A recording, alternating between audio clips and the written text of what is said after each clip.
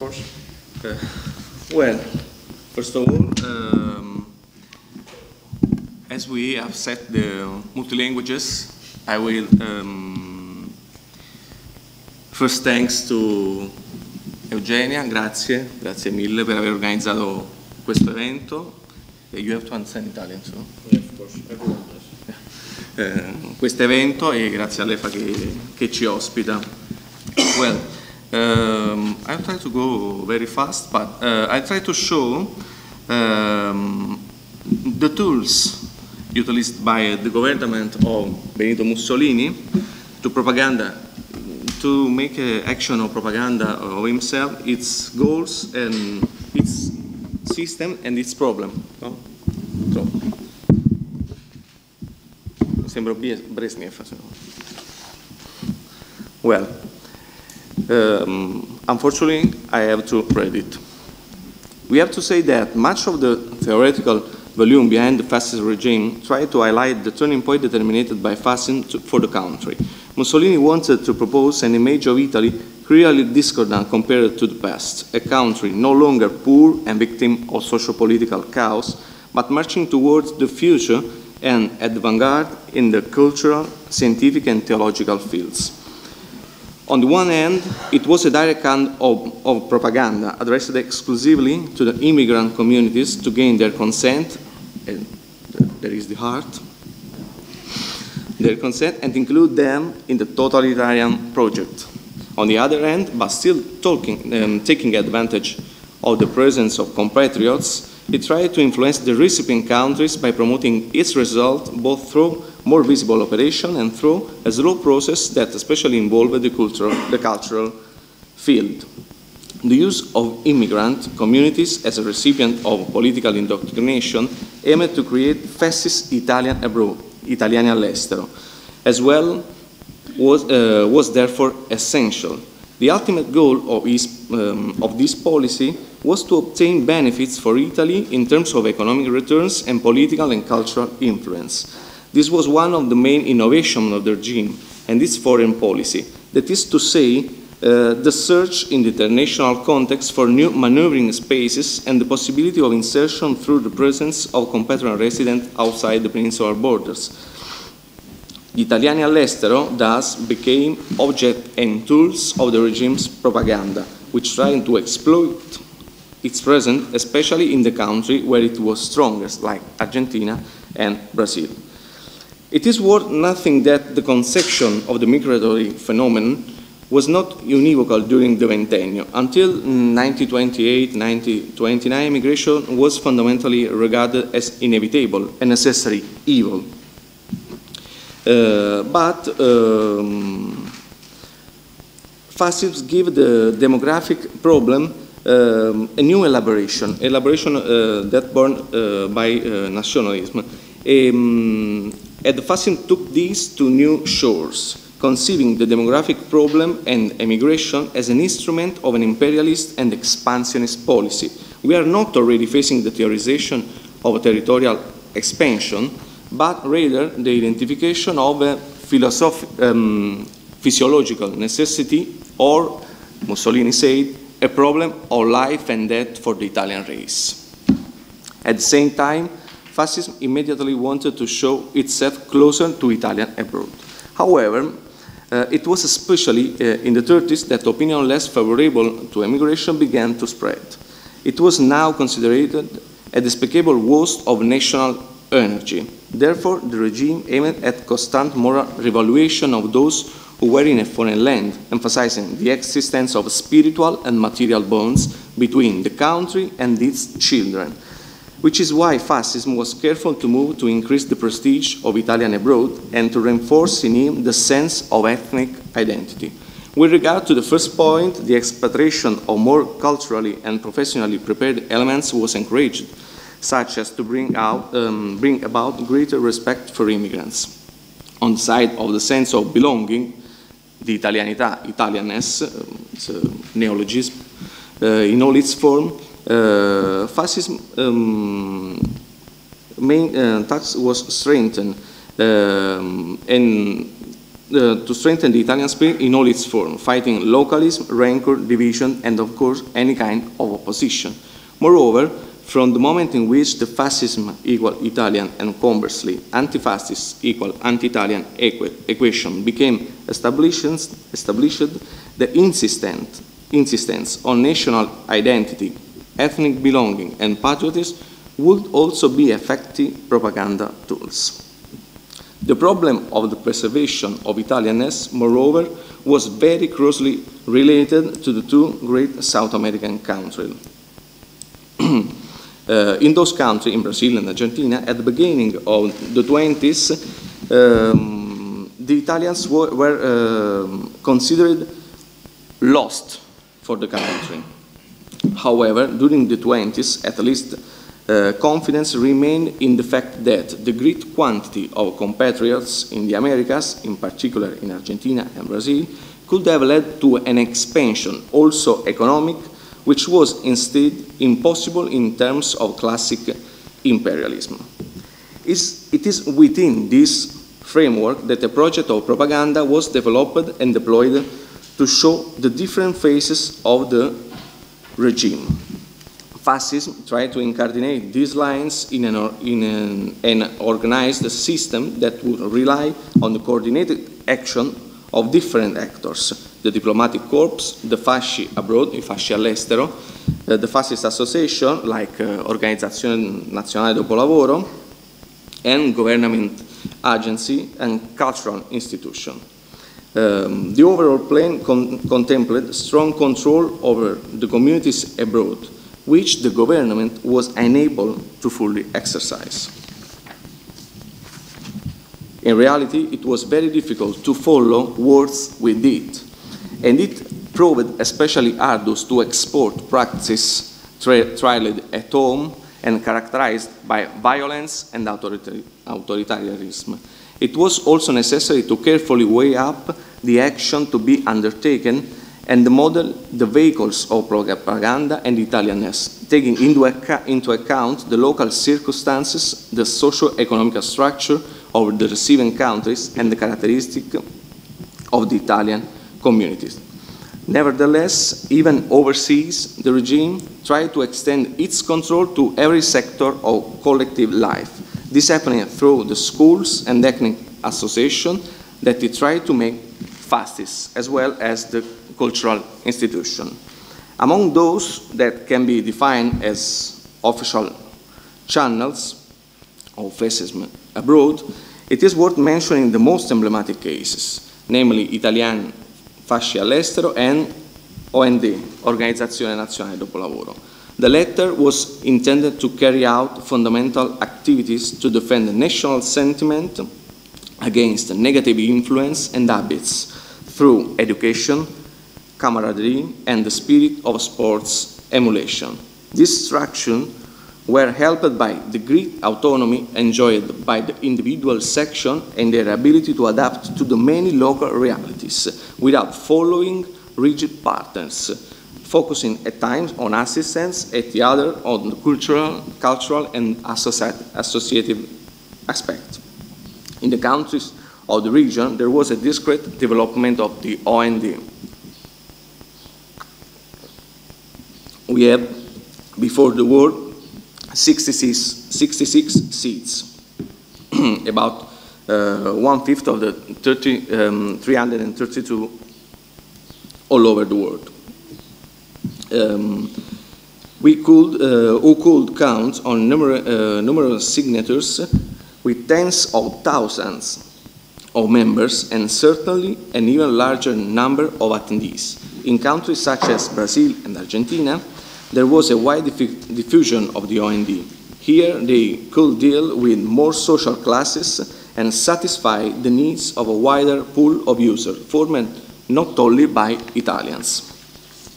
In Argentina and Brazil, the Dopolavoro, the activities of Dopolavoro were varied. They had libraries, reading rooms, dance halls, gyms, cinema, theaters, clinics, and sports facilities. They carried out welfare and educational, recreational, and sporting functions, All of this aimed generally at creating spaces for socialization among compatriots. Also important were the activity of political proselytism.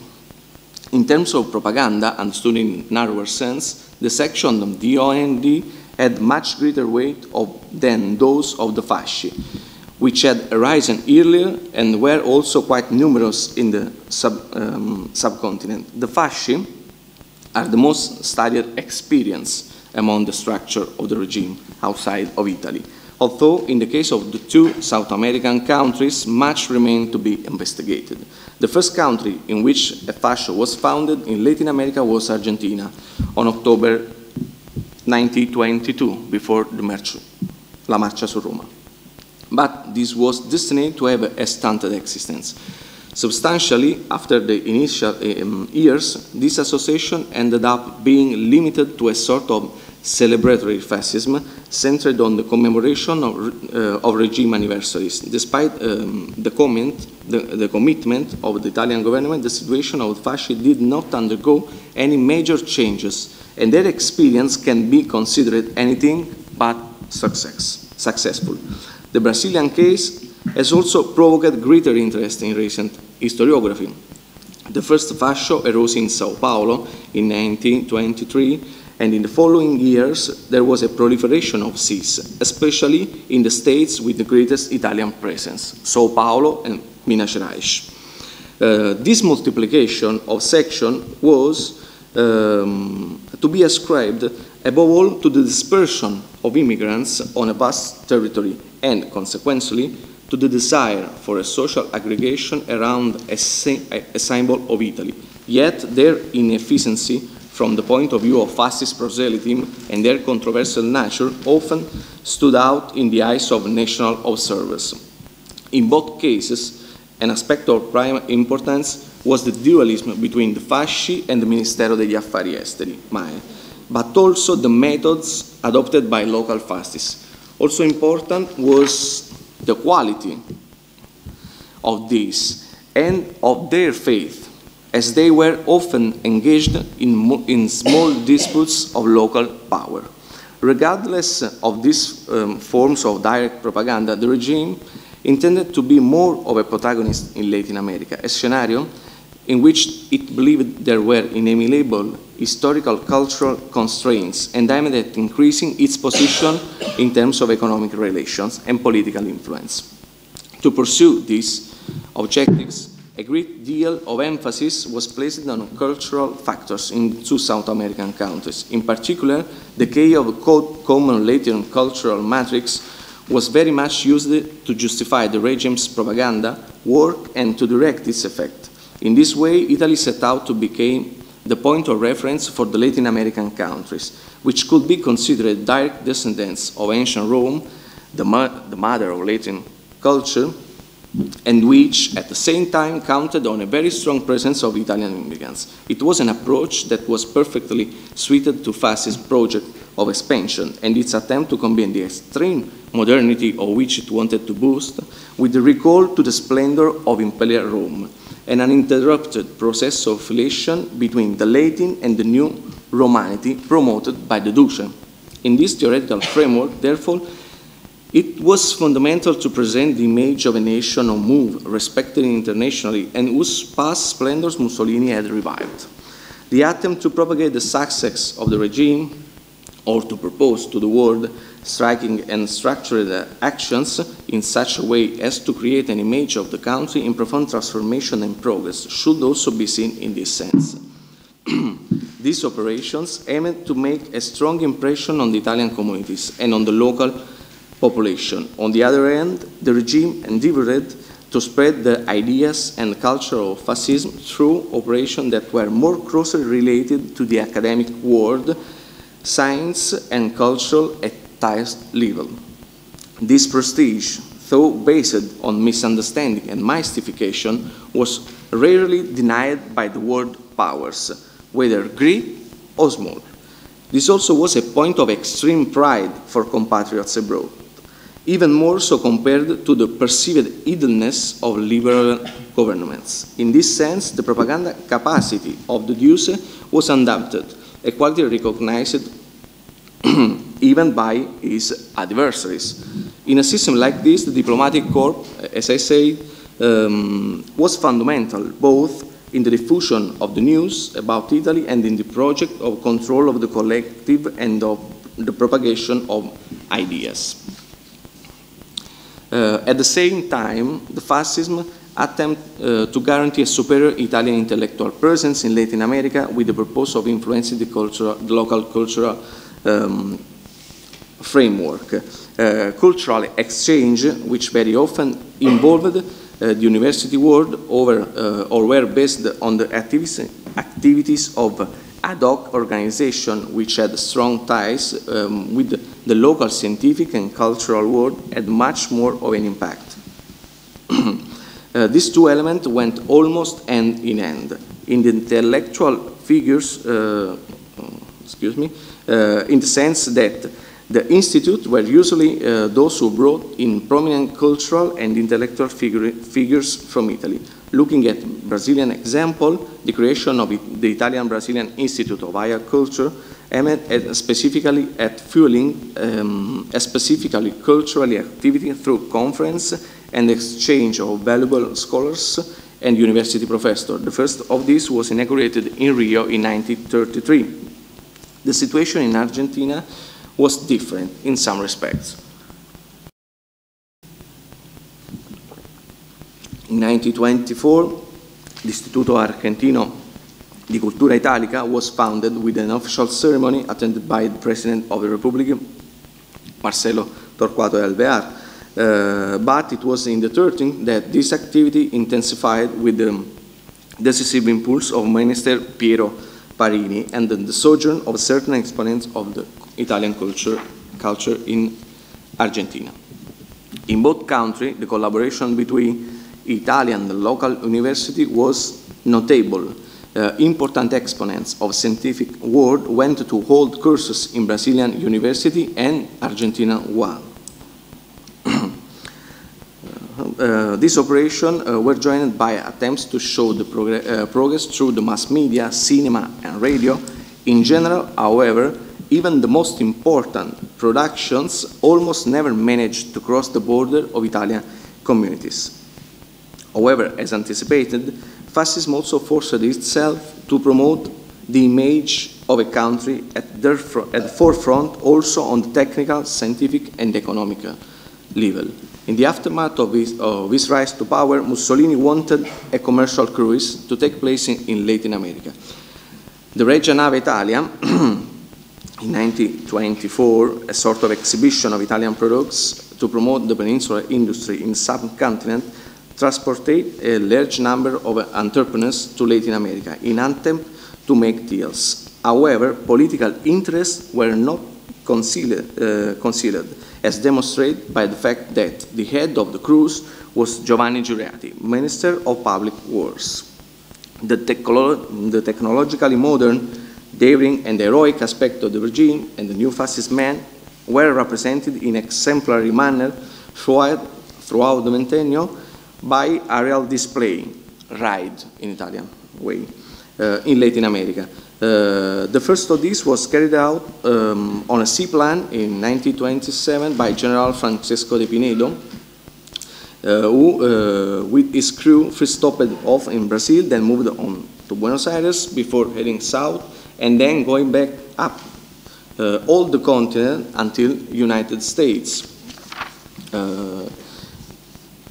The next year, in July 1928, Ferrarini and Del Prete reached Brazil, setting a new record of flying in time. But in 1931, the most spectacular aerial achievement was completed, and the most complicated in terms of technical characteristics, difficulty in the project, and the importance of participants. The flight in squadron of 14 seaplanes from Italy to Brazil, led by Minister of Aeronautics Italo Balbo, left on the December 1930 from Orbetello and arrived in January, near Natal, 1931.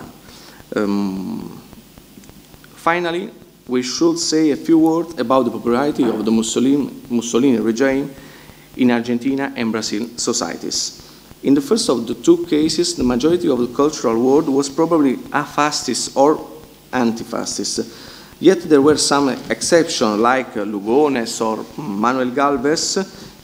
Some politicians were close to the regime, or at least fascinated by its rhetoric. For instance, General Mosconi, Francisco Pinedo, governador della provincia de Buenos Aires, and for sure Uriburu, whose revolution of September 1913 recalled the fascist rhetoric in many aspects, albeit mostly superficially. In the same way, Catholic nationalism seemed inclined and often contiguous to aspects of fascism. Of course, the authoritarian and nationalist turning point of the Argentina elite that had been registered from 30 as a response to the growing emergence of mass society was certainly influenced by phenomena such as fascism and later Nazism, but not to the point that it became overly influenced by them. Proof of this could be found in the scarce weight of the Argentina Fascist Party. In the Brazilian case, even the most mercantily propagandistic actions, although directed almost exclusively at the Italian communities, enjoyed acquiescence and a certain sympathy among the Brazilian political class. It should not be forgotten that for a long time Rome financed the local fascist party, the Ação Integralista Brasileira. Perhaps the most important element was the benevolent attitude of the Vargas government, which was largely inspired by the model of fascist legislation, except for some manifestation of dissent due mostly to the excess of followers of Mussolini. Relations with the Brazilian institutions were decidedly good, so good, in fact, that the Italian regime was permitted to openly propagandize. With the nationalistic turning of the Estado Novo, however, the Brazilian government established a strong restriction against foreign association, school and political organization, a factor that put both the fascists and the anti-fascists in difficulty, and that in any case marked the beginning of the decline of the presence of the Italian regime in the South American country. As for the adhesion of the elite of the Italian colony, certainly the results obtained by fascism can be considered uneven. In general, the two cases appear distant in terms of membership by the great mass of Italians. This depended on the characteristic of immigration in the two contexts and on the strength of local anti-fascism. In Brazil, a greater territorial dispersion probably favored adhesion in the rural context, while concerning the urban scenario, it is probably right to point out that it was a choice of class made by the bourgeoisie, middle class, and small industrialists. And yet, in the course of the 30s, the fame of the regime increased even among the popular classes, and its prestige, whether real or presumed, was such that immigrants could partake in it and find a new national pride. In the case of Argentina, the divergence between urban reality and that of the interior also appeared to be marked. In this case, it can be said that in the capital the adhesion to fascism was very controversial, and while the involvement of prominent members of the local community and the middle classes proved to be very strong, the counterforce of anti-fascism was equally strong. The situation regarding more remote locations remains to be investigated, which would indicate greater support for the regime by various social classes.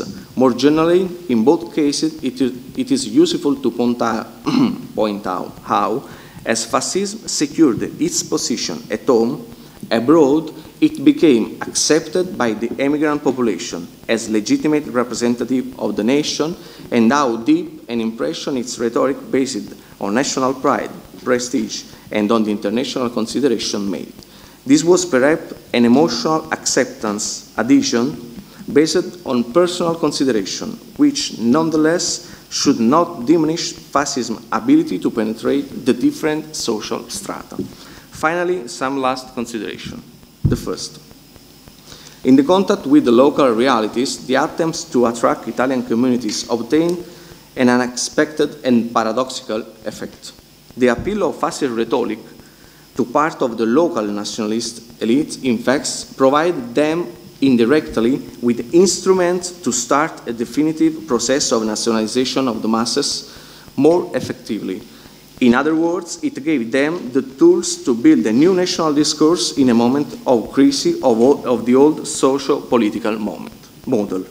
Second, it is necessary, in my opinion, not to arrive at forced conclusions that make direct connection between the influence of fascism and populist and later authoritarian development in both countries. In the medium term, in fact, this correspondence is difficult to verify, especially in the light of the Cold War and the lumbering presence of the USA. Nonetheless, legacy in the deep frame of a part of a most reactionary and conservative elite cannot be excluded.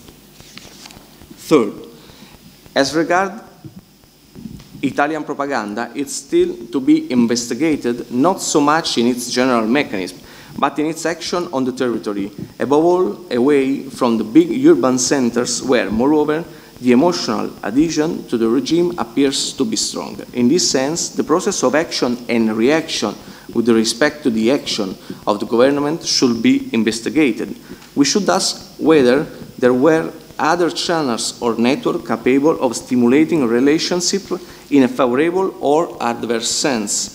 Following this path, therefore, it could be useful to analyze the profiles of those who worked in favor of the regime to ask, at the same time, if they were convinced in their adhesion, if it was only loyalty to the government in office, or if it was rather an instrumental use of fascism for personal gain.